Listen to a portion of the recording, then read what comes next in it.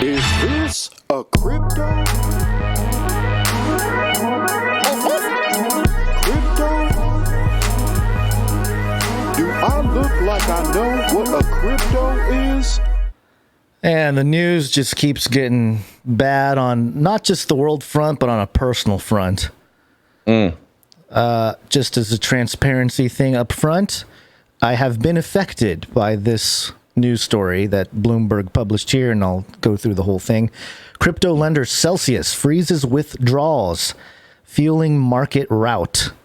It's published June 13th, 2022 at 3:30 a.m. Wow, interesting. The 3-3 there. And it says Celsius Network paused withdrawals, swaps, and transfers on its platform, fueling a broader market sell-off as traders continue to question the sustainability of high-yielding tokens in the wake of the Terra blockchain collapse. So Celsius Network is an application. It's an app you can get on your, any smartphone, or I think you can just get an account online, where they basically use cryptocurrencies. It's kind of like a cryptocurrency bank, is basically what it is. And they shut down all transactions last night. So what happened? Frozen all transactions, yes. Yes. And so even not a good thing. No, not a good thing for any financial anything to stop the ability for your customers to access their money. It's the very thing that you want to avoid, especially, if you're money and all the technology surrounding it has a lot of control mechanisms. But here's a couple things to point out. Another Bloomberg article. This is an opinion piece surrounding this thing. Celsius crypto FOMO, which is fear of missing out, proved irresistible to finance pros too. Even finance pros got duped on this one. Another day, another blow up in the hype-driven world of cryptocurrency lending, and this time there's a cautionary tale where even sophisticated bankers and pension funds were vulnerable to crypto's fear of missing out, chasing unrealistic rewards in the unregulated world of decentralized finance. And I was watching this whole thing unfold on Twitter over the weekend and everything, but this article does say a couple things that I think need to be pointed out. First off, the FOMO that won over punters seemed to have also worked its magic on professional financiers. Because they're talking about the retail, just you and I, normal people being duped by the high-yielding thing with crypto. But the magic seemed to have worked on professional financiers.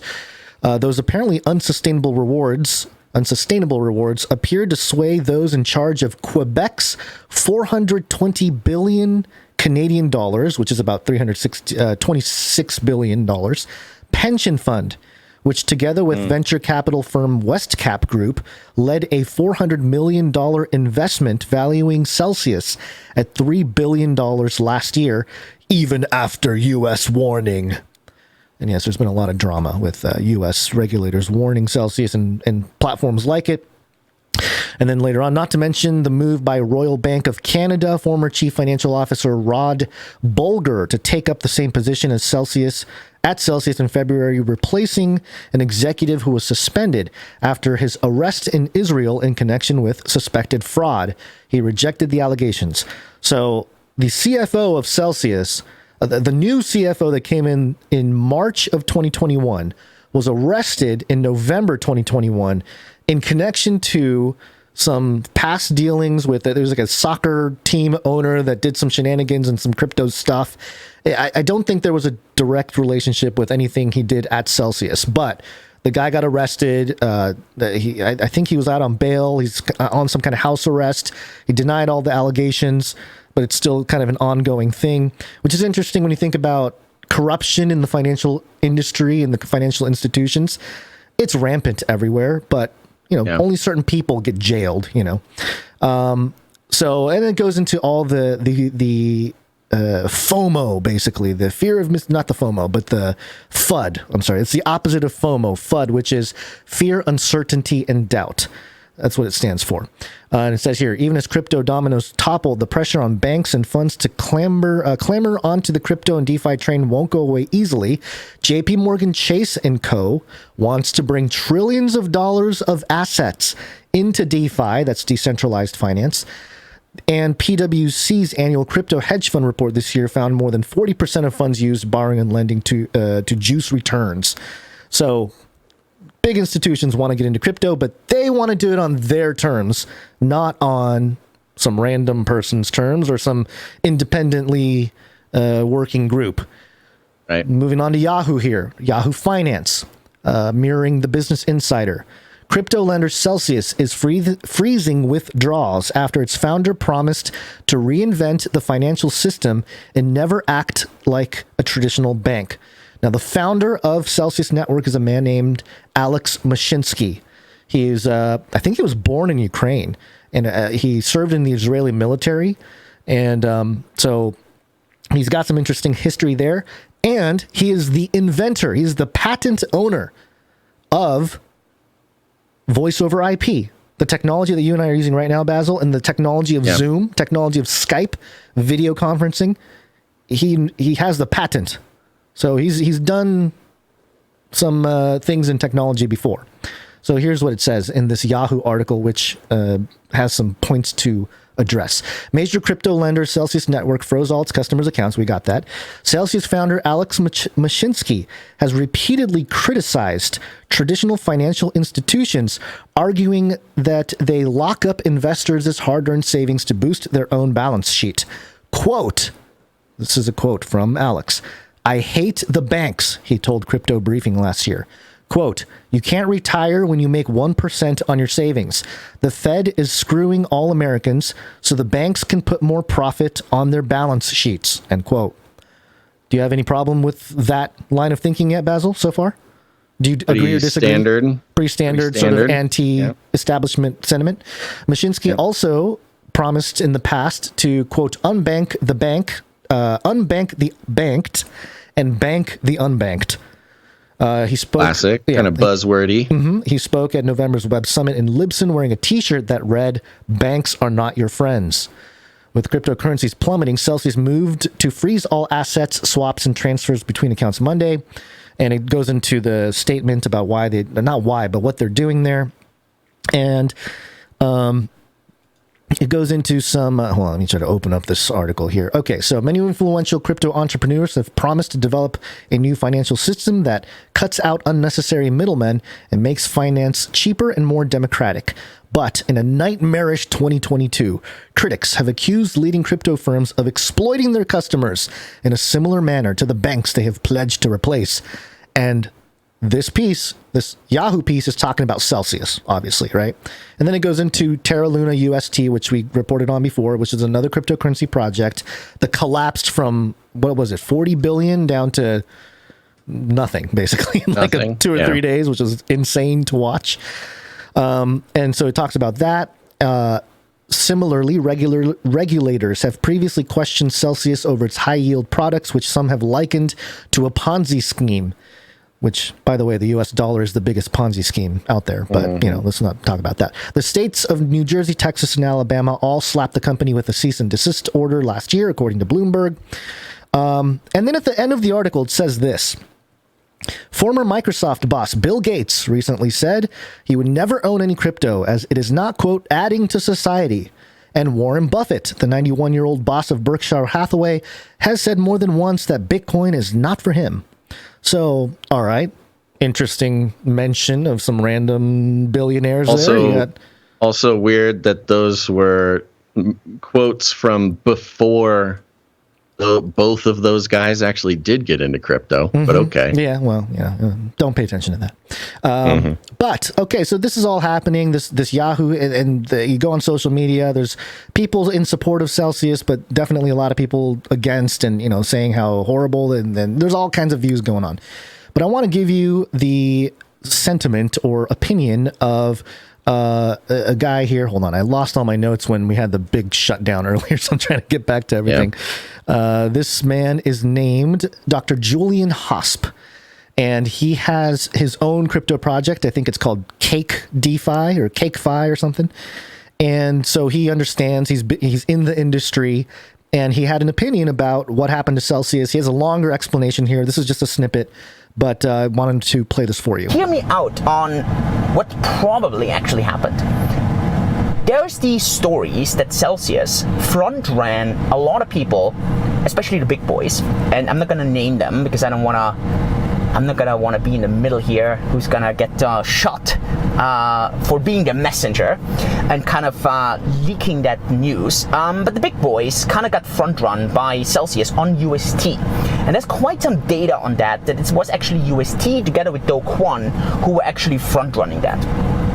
And that caused a lot of losses on those other big boys. And this is like La Familia, right? This is like the mafia here.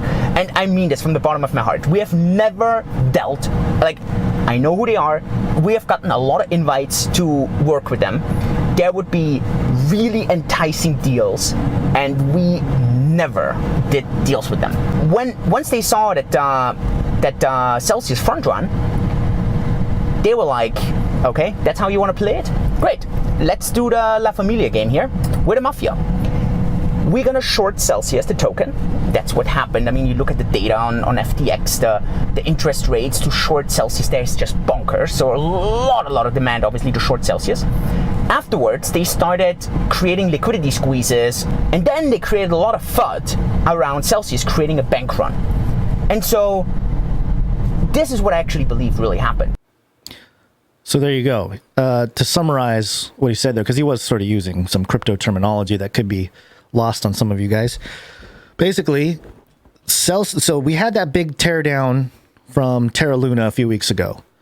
And the founder of that project, named Do Kwon, apparently, according to him here, Dr. Hosp, he must have had some kind of communication with Alex Mashinsky of Celsius, because Celsius was able to prevent a lot of losses on Luna. They were able to pull out of the protocols that had all the money locked up, all the crypto locked up. They were able to get out with not a lot of loss before everything started cascading down. Now, there was another group, he didn't mention it here, but there's, from what I understand, it's a group that of a company with a big company, FTX. Sam Bankman-Fried. He is a character in our New World Order game, so this is pertinent here. Or maybe he's not a character yet, but he will be, because I know Ali did a portrait of him. But he's the guy behind FTX, and it seems that he is part of this cabal. He's the same guy who said he would give $1 billion to the Biden campaign in 2024, and he gave $5 million to Biden in 2020. So, super Democrat guy. But so I was kind of looking in and seeing more of what's going on with Sam Bankman-Fried recently as part of this whole situation here. And I found a couple interesting things. First off, according to Crypto Globe, headline here, FTX CEO Sam Bankman-Fried becomes latest billionaire to sign the Giving Pledge. The Giving Pledge is an initiative started in 2010 by Warren Buffett, Bill Gates, and Melinda Gates. Oh, interesting. Fun. Didn't we just hear from them in that Yahoo hit piece on Celsius? Interesting, right? That encourages some of the world's richest individuals, couples, and families to publicly declare that they will dedicate the majority of their wealth to charitable causes, quote, either during their lifetime or in their will. Wow, that's a cop-out. Put it in the will. Yeah. It, quote, came to life following a series of conversations with philanthropists about how they could set a new standard of generosity among the ultra-wealthy. And so, it goes on to mention a whole bunch of the wealthy people here.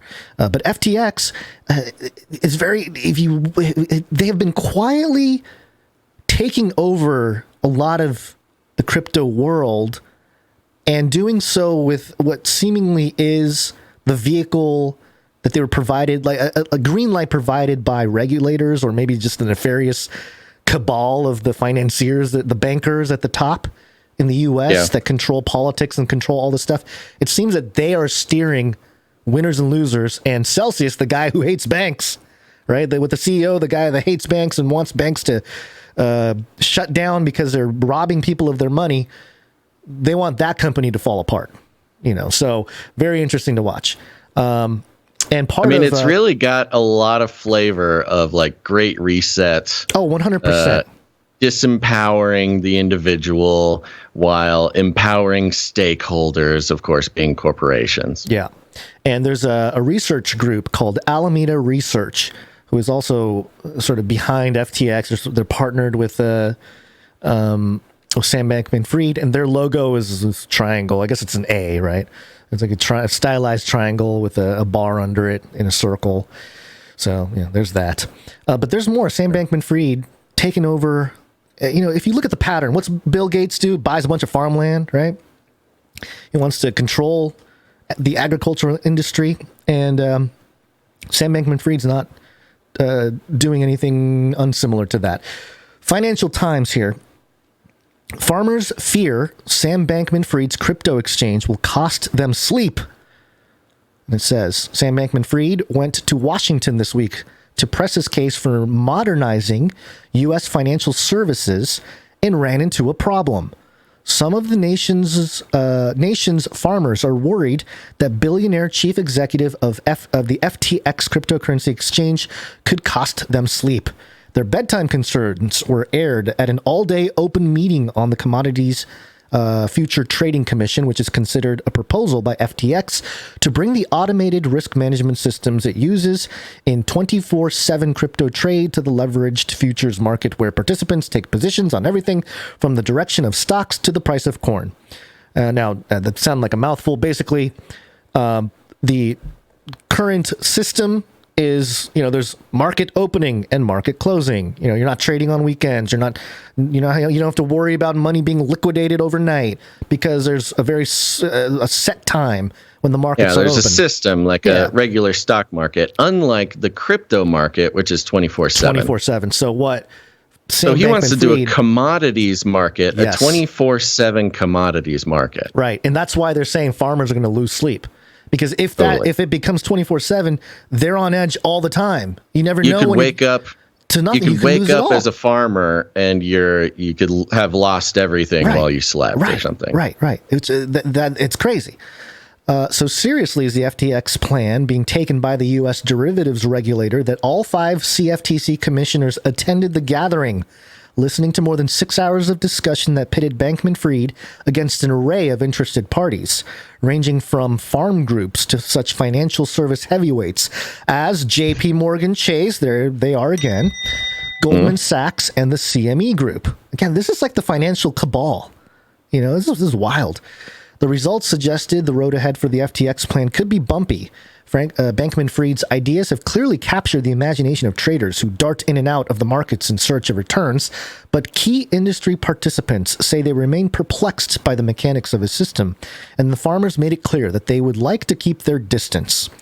So, right here, the novelty of FTX's plans is that it would use computer algorithms to replace the human intermediaries. And it goes into some more detail about how Bankman-Fried, sort of saying, hey, it's 24/7, but we would have safeguards in place. We would have ways to protect yourself. It'll just be a new way. It'll be revolutionary. Yeah. And the farmers aren't having it, which is great. I think that's good. Push back on this kind of thing because we know who's behind it. Well, right. I mean, what you have is finance guys. As much as we've seen over the decades of finance getting involved in the farming industry, the corporatization of American farmers has been a disaster for the farmers and for the food industry. But the bankers are making a killing on it. And this is basically another step in that direction. Of course, the farmers don't trust some finance guy coming in saying he wants to, revolutionize how their product is valued. But here's something to point out.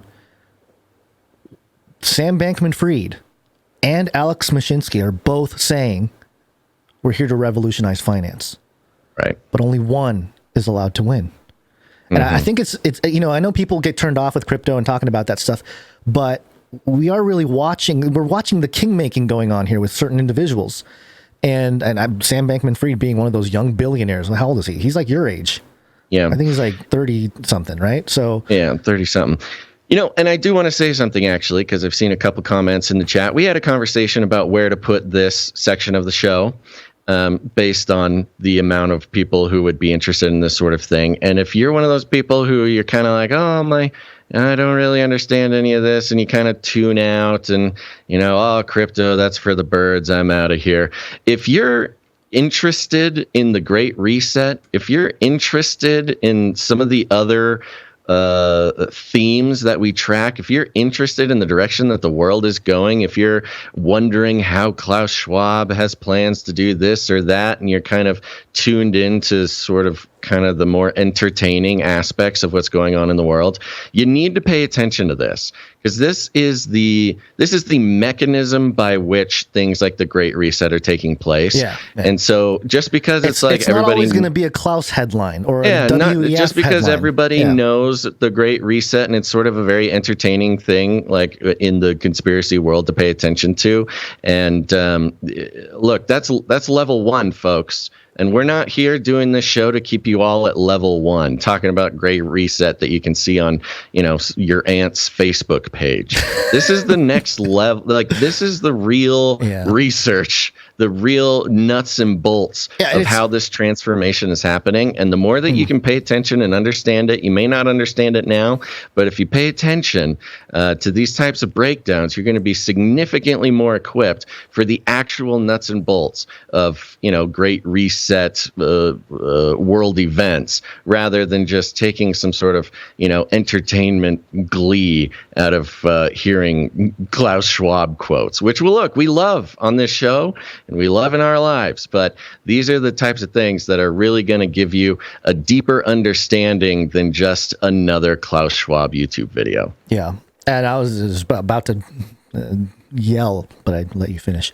That it's personal now, Yeah, Sam Bankman-Fried. I mean, his moves have affected my ability to access some crypto. Not all of it, but good amount of it that's on Celsius. So, hey, Sam Bankman-Fried, do better. Yeah. Well, according to this, with this Celsius thing, we've talked about Celsius before. I mean, now one thing to understand, if you're not a crypto person, this is a good lesson. So there's a difference between Celsius, the app, and Celsius, the cryptocurrency. I mean, they are tied together, obviously. It's the same company, but yes. They're the same company. So there's a coin. So crashing the Celsius coin does not necessarily mean that the app... it's called AUM. It's called AUM. It stands for assets under management. So Celsius has their assets under management. As far as I know, I understand, they have their pool of the cryptos that they've that have from the people that deposit, but that's separate from the Celsius token. Now it is tied because the Celsius token is used as a utility to pay out yield to the depositors. But you have the choice. I think in the U.S. you don't. Like, I don't think you're allowed to earn in Celsius in America. But so they're dealing with all kinds of geographical legislative issues. Some regions are allowed to have features. Some regions, and they've been really trying to work with the regulators all over the world. So this is really unfortunate to see this happen. And just so you're aware, there's a lot of people on the internet that. They're kind of just independent people looking at stuff, and the stuff that you don't necessarily, you got to kind of dig in to know if it's legitimate or not. But there are people who are looking at, and this is the big difference with our sort of generation and generations past, when things happen undercover or these big institutions do things, it's way too late when people find out about it. Generally, people don't know about it. But with blockchain technology, there's a level of transparency where you can see things happen. And there are people on the internet who are tracking that stuff and documenting some of that information. And, it's not always, I'm not promoting this particular Twitter person here who is named Bear Baron Hellspawn. Hellspawn Crypto. Yeah, I'm not saying that this dude is the most integrous thing or that he's spitting all facts or anything like that, but he did have a long thread here where he pointed out Alameda Research, Sam Bankman-Fried's FTX, and how they have manipulated markets in the past, and that looks like they're doing it again. And it's because it's all happening with the FTX platform. I believe there was a report that $230 million got moved to FTX right before the shutdown happened. So something is going on where there's deals happening in the background, and who knows what's going on. And then you go back to that doctor who spoke that I quoted earlier, Dr. Hosp, saying that he doesn't want to. I couldn't tell if he was making the analogy with the bullet or if he's like, I literally don't want to get shot. Yeah, so I'm not I know. going to name names. But, he's in that industry and he understands that they operate like a mafia. And I think that's true. And I think the more people talk about it, the more we can at least educate ourselves with this stuff. And so here's a question. Yeah. If somebody out there has assets in the Celsius application, they're obviously frozen right now, and we don't know. I'm sure that'll take a while to get unfrozen. But is this something where people are worried about like losing everything that they had in Celsius, or or is it just frozen for now and they can't trade it? So hopefully the market doesn't totally get destroyed, or what's the danger here? So based on I'm not a lawyer. This is not legal advice or financial advice. This is just things I've been seeing, is that there is a difference between a liquidity pool crisis and an asset pool crisis. And so liquidity pool crisis could be a timing thing where they have their assets locked up in a whole bunch of different decentralized finance protocols. It's kind of how they make their money. And then they pay back the depositors. So a lot of times there's a lockup period with that stuff. I know it's kind of confusing, but if that's the case, then if they don't have enough cash flow, which means that they don't have enough to actually pay people back all their crypto all at once. So there's a timing issue. So if everybody said we want our crypto out now, they wouldn't be able to do it immediately. It might take some time. And of course, that's what a bank run is. So if it's just a cash flow thing, then it's a timing issue, and they're just holding to make sure that, there's no more bleeding, and then they can kind of, once they get their operations in order, they can fire it back up, and everyone should be redeemed what they are owed, with their accounts. If they have an asset issue, to my understanding, it's a little bit more serious because then their underlying assets are being liquidated. And if that happens, then they would go bankrupt. I think there's a little bit of there's some time before I think they run out of funds like that, but that is basically the game going on here. And we see, I'm looking at Bitcoin right now. It's down to $22,000, Basil. I told you like 3 weeks ago, I was like, I think it's going to go down to about 22K. So we're here. But anyway, that's, I know that cryptocurrency is not always something that some people are interested in, but like you said, it is the world that our children will be living in financially. And so for us to at least try to understand what's going on, because again, they're doing the king making now. Imagine if you can be around when Facebook was being crowned king of social media, or Twitter or YouTube, when Google bought YouTube. And imagine if you can watch the politics and the economics and all the nasty stuff that probably happened for those industries to consolidate down to what it did under the guidance of the government and regulation and all that. Same thing's happening now. And so you're right. It is the great reset right in front of our faces. And so that's why I thought it was important to point out and at least report on, because it is a big deal. And it's affecting me personally too. Sam Bankman-Fried, if you want to talk to me, let's have a conversation there, buddy. That's right. Let's figure this out, Sam. Yeah. It's okay, buddy.